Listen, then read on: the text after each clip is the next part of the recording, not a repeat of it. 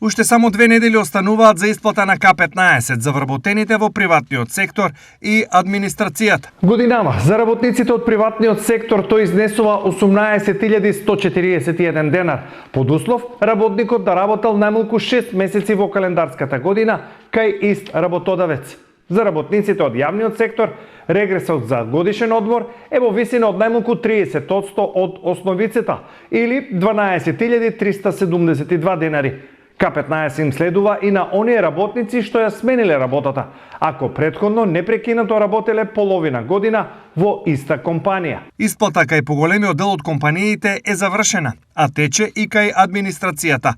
Но што со оние кои К15 нема да земат? Доколку некој не исплати, тогаш следуваат казни.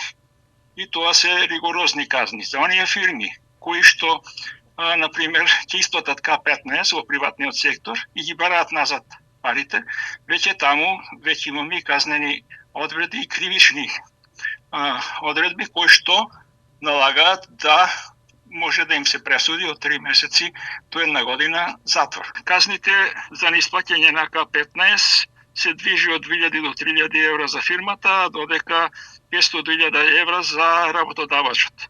И мислам дека ова не се исплати на работодавачот да вака се игра со законот и мислам дека утврдување на инспекцијските служби ќе има ваква казна, а ќе мора и да го исплати К15.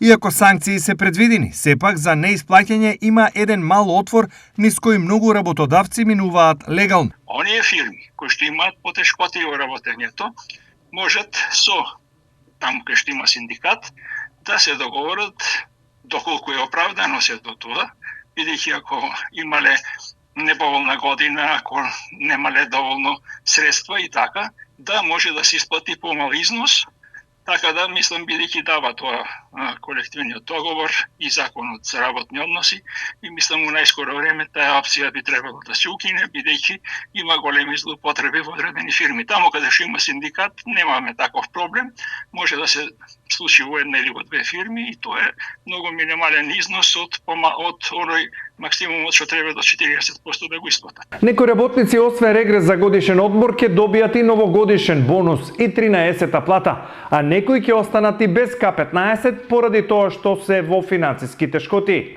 Некои фирми даваат и новогодишни бонуси, а има фирми што даваат и 13-та плата.